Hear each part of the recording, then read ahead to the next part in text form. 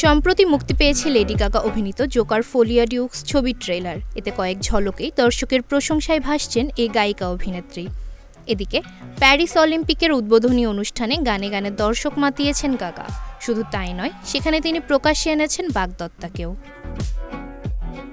প্যারিসে নিজের প্রেমিককে নিয়ে উপস্থিত হয়েছিলেন লেডি গাগা। জানালেন, গত 4 বছর ধরে মাইকেল পোলান্সকির সঙ্গে সম্পর্কে রয়েছেন তিনি। 40% বেশি গ্লো, বিশ্বের 1 নম্বর গ্লো ক্রিম, নতুন গ্লো এন্ড লাভলি। গত 28 জুলাই অলিম্পিকের সুইমিং প্রতিযোগিতা পর্বে উপস্থিত হন লেডি গাগা। এ সময় তার সঙ্গে ছিলেন প্রেমিক পোলান্সকি। সেখানে উপস্থিত ছিলেন ফ্রান্সের প্রধানমন্ত্রী গ্যাব্রিয়েল আতাল। তার সঙ্গে পোলান্সকিকে বাগদত্তা হিসেবে পরিচয় করিয়ে দেন এই পপ তারকা। টিকটকে পোস্ট করা প্রধানমন্ত্রীর একটি ভিডিওতে এমন দৃশ্য দেখা যায়।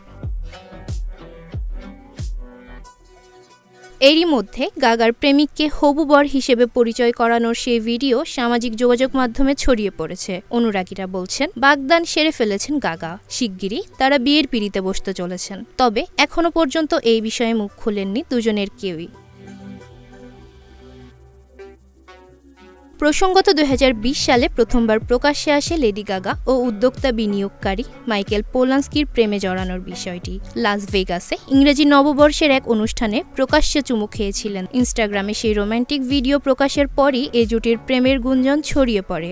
দুজনই পরে প্রেমের বিষয়টি স্বীকার করেছিলেন। এবার প্রকাশ্যে এলো বাগদানের বিষয়টি।